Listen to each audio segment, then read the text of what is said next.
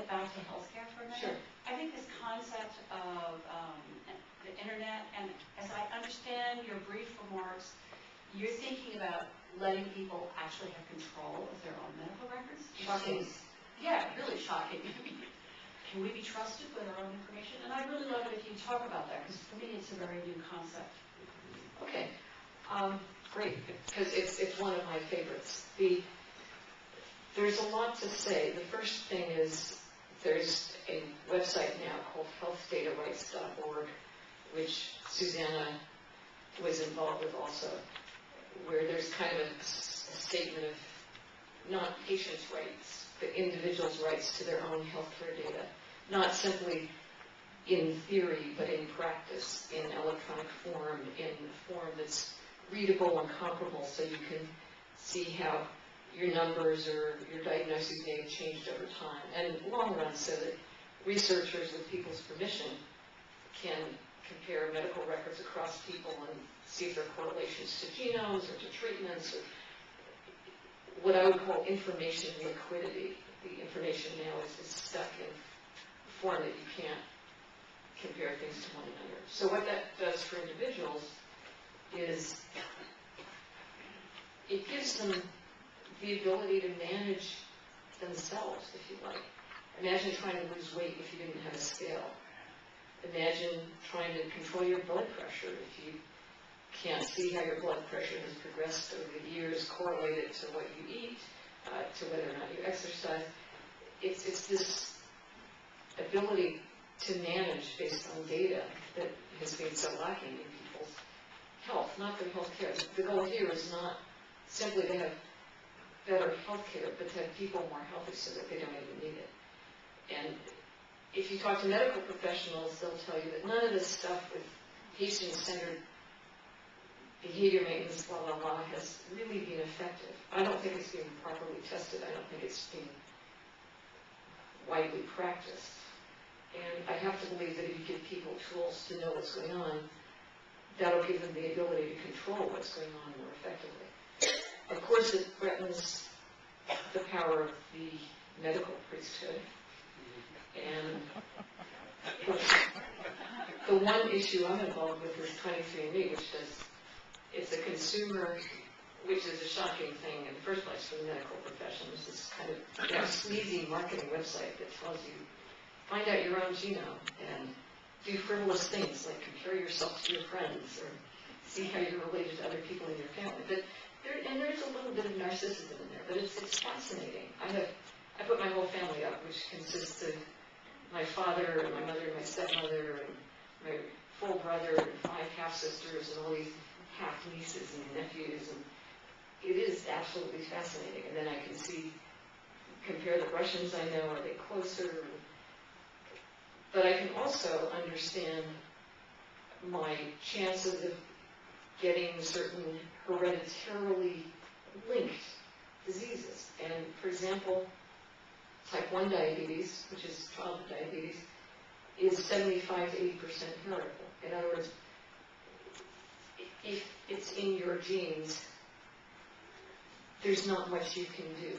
Whereas type 2 diabetes, which you get as an adult, is only 25% heritable. And there's a lot you can do to change your chances of getting it.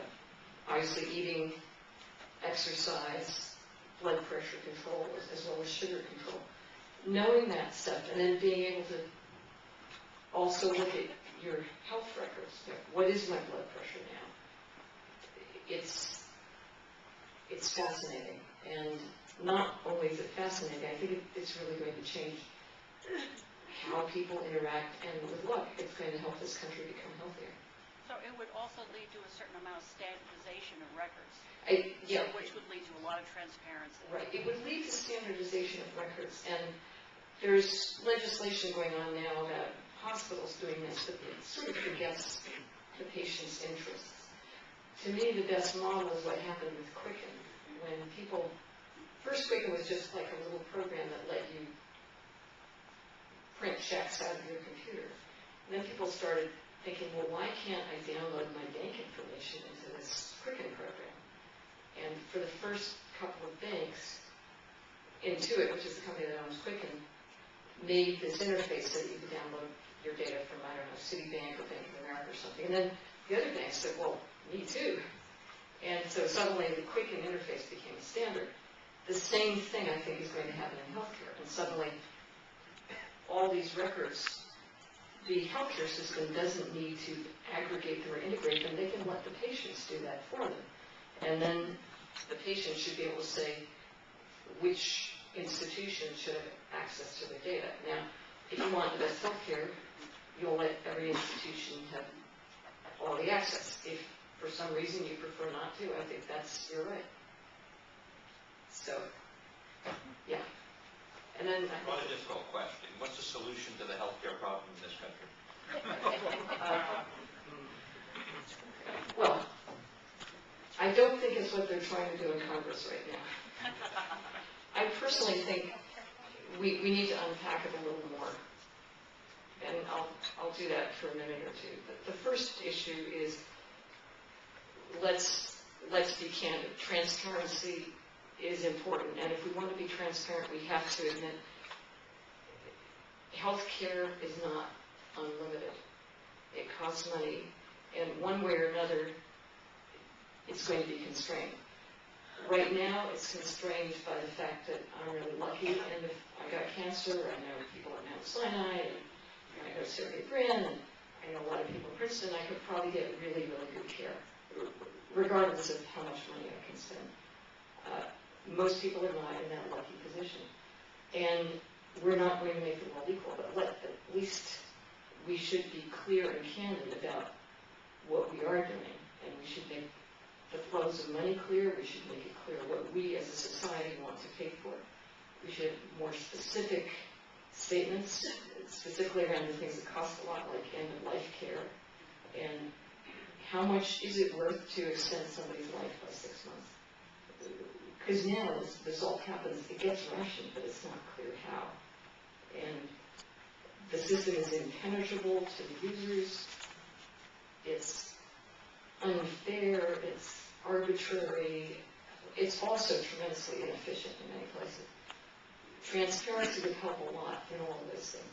Then I think what we'll end up with in 20 years, I think, is a system where people are put into risk buckets or cost buckets, if you like.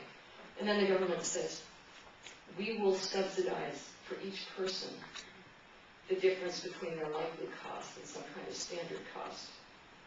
And the healthcare system will be paid for reducing the cost and improving the outcome rather than for providing care as they are now. So they get incentivized to provide more care, more tests.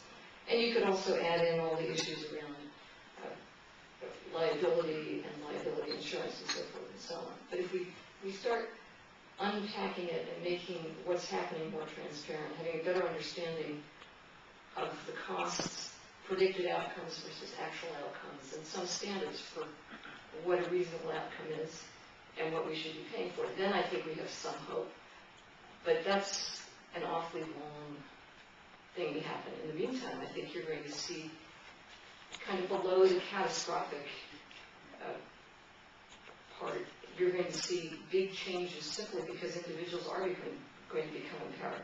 Not that every person is going to go online and manage their own health, but if you have the top 20 or 30% in terms of engagement doing that, it's going to filter down into how the system interacts with the rest of the people. So, I hope it works.